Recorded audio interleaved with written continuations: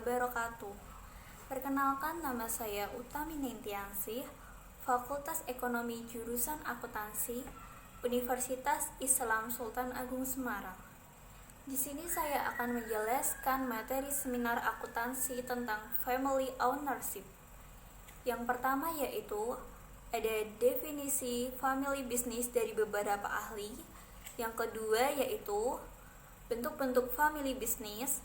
Yang ketiga, kualitas informasi, good corporate governance, kinerja keuangan, nilai perusahaan pada family business.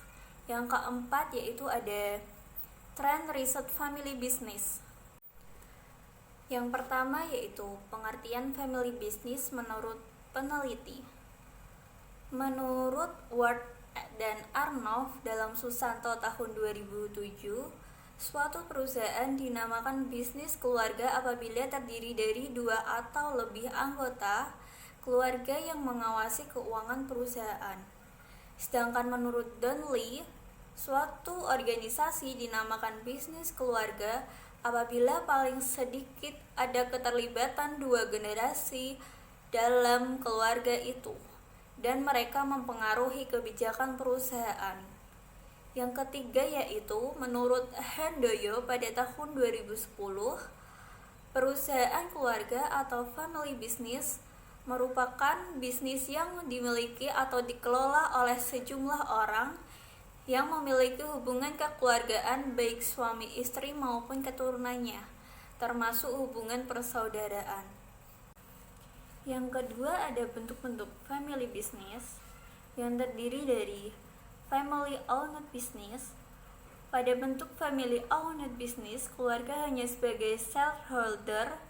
Pengelolaan perusahaan diserahkan kepada eksekutif profesional dari luar lingkungan keluarga, dan saudara yang lain tidak ikut mengendalikan perusahaan. Yang kedua ada family business. Pada family business, keluarga bertindak sebagai shareholder juga mengurus perusahaan. Artinya, perusahaan dimiliki dan dikelola oleh anggota keluarga sendiri. Yang ketiga adalah business family. Bentuk perusahaan bisnis family keluarga sebagai pemilik perusahaan cenderung menekankan pada hubungan kekerabatan saja. Yang selanjutnya adalah mekanisme bisnis keluarga.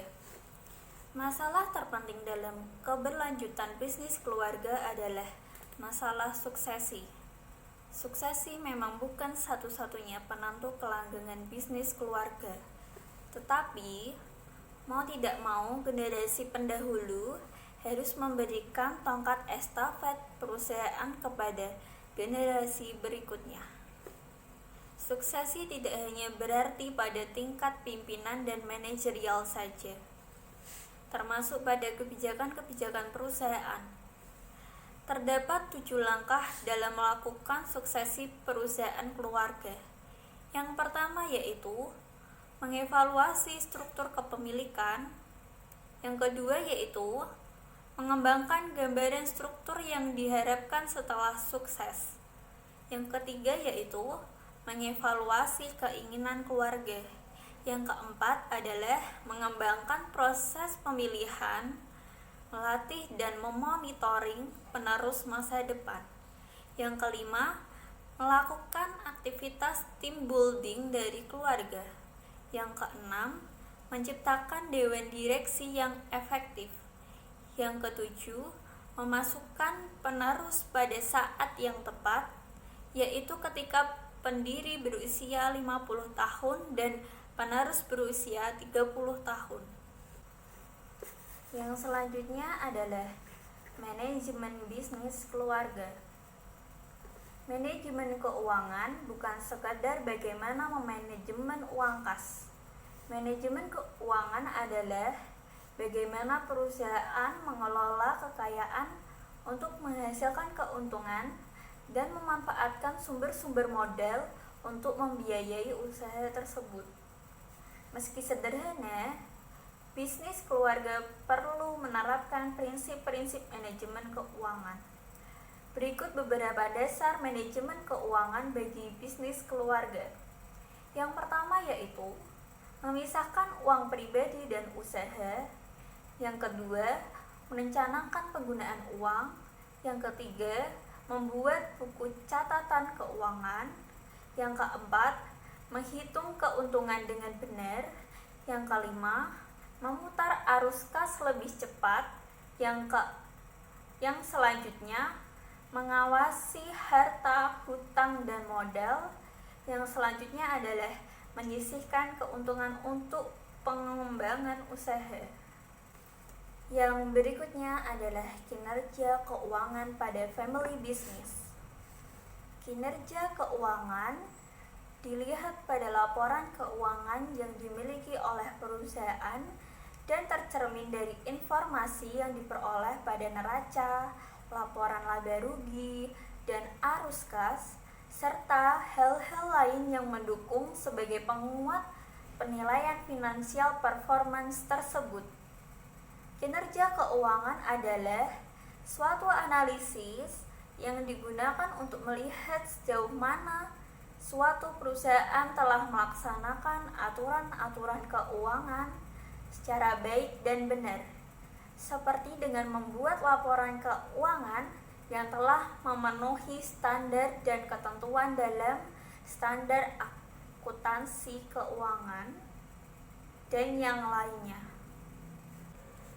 Bagi perusahaan keluarga, khususnya yang telah go public, maka kinerja keuangan perusahaan perlu untuk dilakukan suatu kegiatan penilaian.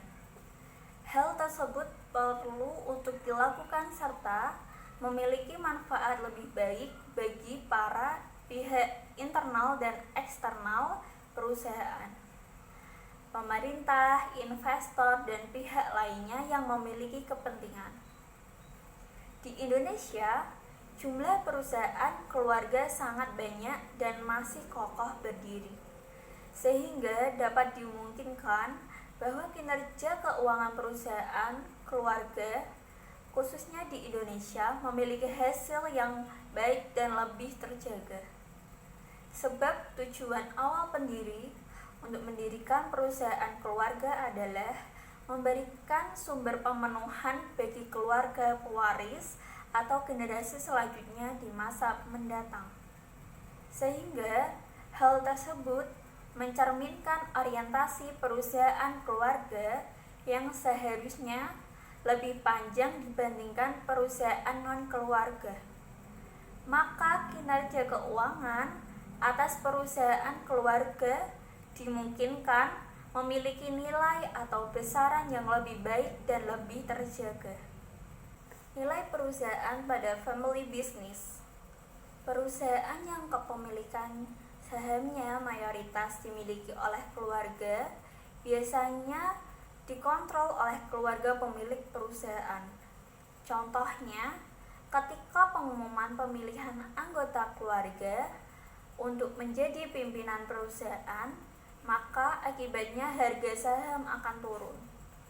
Hal tersebut membuat investor berpikir dan meragukan kemampuan para anggota keluarga untuk mengelola perusahaan serta kurangnya pengalaman yang dimiliki oleh anggota keluarga tersebut.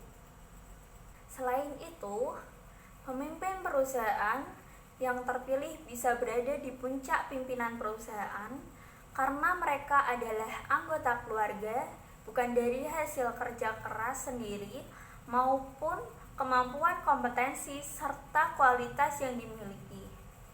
Pada kenyataannya, yang dibutuhkan adalah individu yang memiliki kemampuan dan kompetensi sesuai dengan bidangnya. Hal tersebut adalah salah satu faktor yang mendorong adanya respon negatif dari investor.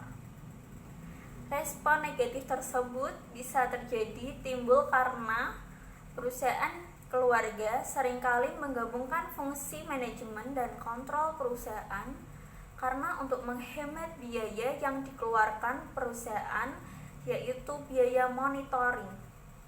Oleh sebab itu, family control yang berlebihan dapat membangun nilai perusahaan yang buruk dan merugikan pemegang saham minoritas. Yang selanjutnya adalah penerapan prinsip Good Corporate Governance pada perusahaan keluarga. Penerapan prinsip Good Corporate Governance memberikan dampak baik bagi kinerja dan keberlangsungan suatu perusahaan family ownership agar operasional perusahaan baik dalam mengambil keputusan dan kepentingan.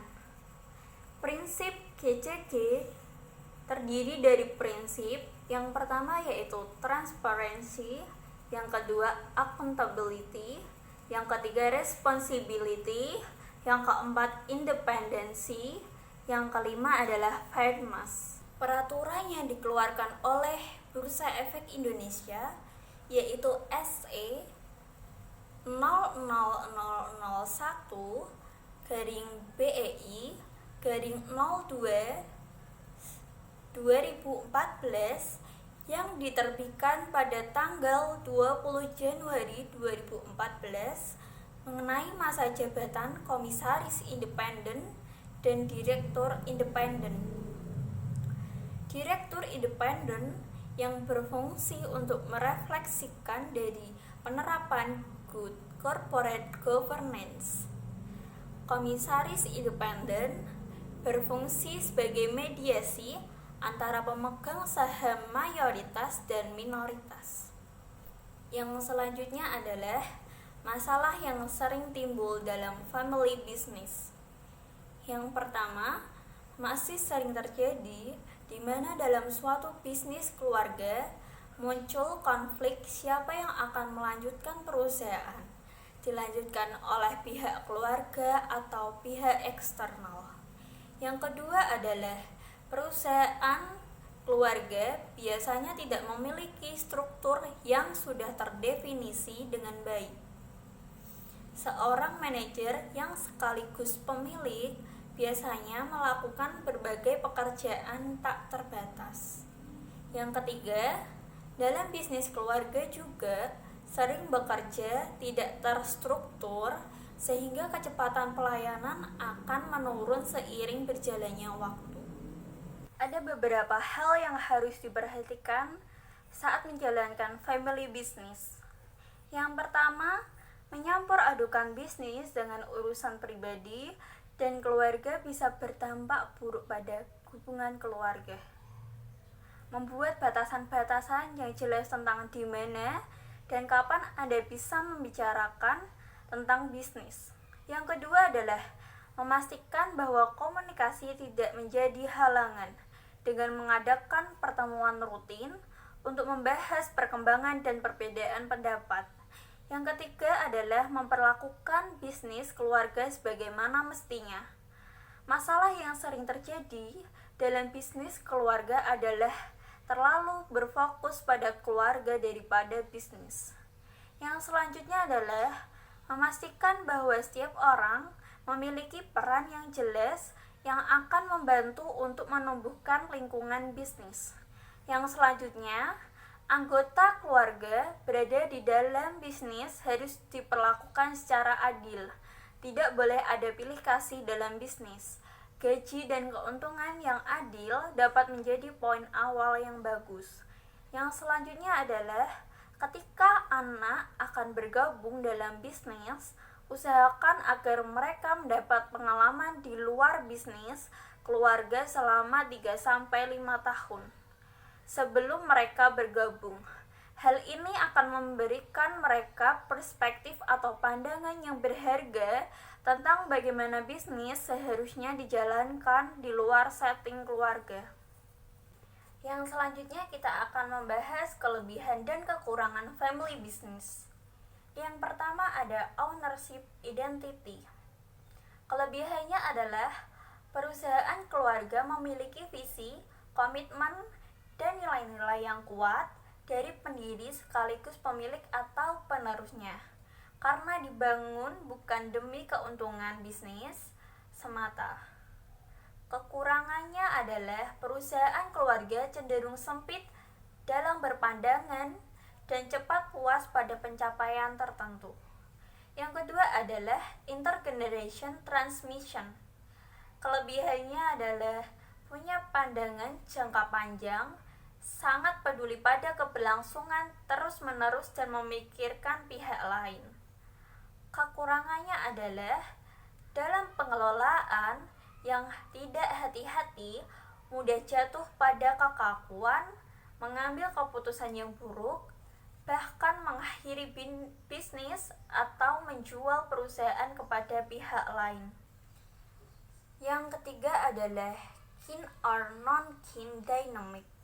Kelebihannya adalah anggota keluarga cenderung lebih loyal, punya dasar yang kuat untuk bekerja dalam tim, dan lebih mudah menyesuaikan diri dalam situasi apapun. Kekurangannya adalah rawan terjadinya konflik, cenderung sulit dikendalikan. Yang keempat adalah anchored inheritance.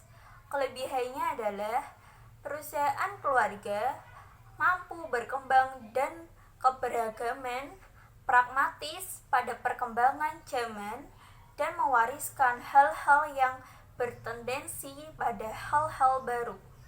Kekurangannya adalah perusahaan keluarga bisa jatuh pada ekstern yang diakibatkan tidak tuntas dalam suksesi, ketidakstabilan, cenderung antisosial, dan mempekerjakan anggota yang tidak kompeten. Selanjutnya, saya akan membahas tren riset family business. Bisnis keluarga memegang peranan penting dalam perekonomian negara. Tercatat 95% bisnis di Indonesia dimiliki keluarga.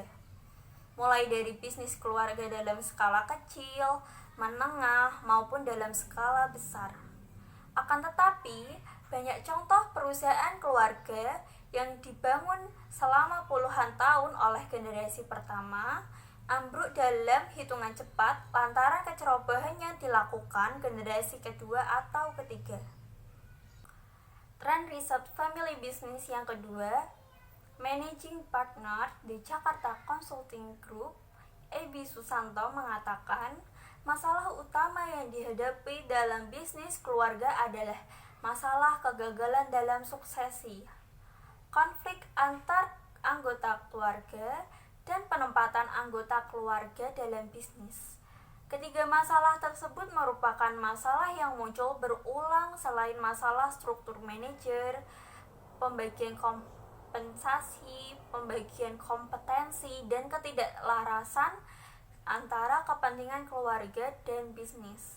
Ebi Susanto mengatakan, kegagalan pada pergantian antar generasi atau multigenerasi adalah tidak adanya keinginan generasi lama untuk berbagi kekuasaan dengan generasi penerus. Riset family business yang ketiga, dari penelitian sebelumnya, maka diperlukan suksesi yang baik pada perusahaan keluarga, sehingga pengalihan kepemilikan dari pemilik sebelumnya kepada generasi penerusnya akan memberikan kesempatan besar untuk memanfaatkan peluang yang ada agar dapat menciptakan suksesor yang dapat mewujudkan nilai dan visi yang dimiliki oleh generasi sebelumnya. Di Jakarta Consulting Group memiliki kriteria pemimpin dalam perusahaan keluarga yang disingkat ASEMAN. Yang pertama yaitu acceptable, yang kedua charismatic, yang ketiga energik, yang keempat managing, yang kelima achieving, dan keenam networking. Sekian dari saya, Utami Ningtyasih. Mohon maaf jika ada kesalahan kata, mohon dimaafkan. Wassalamualaikum warahmatullahi wabarakatuh.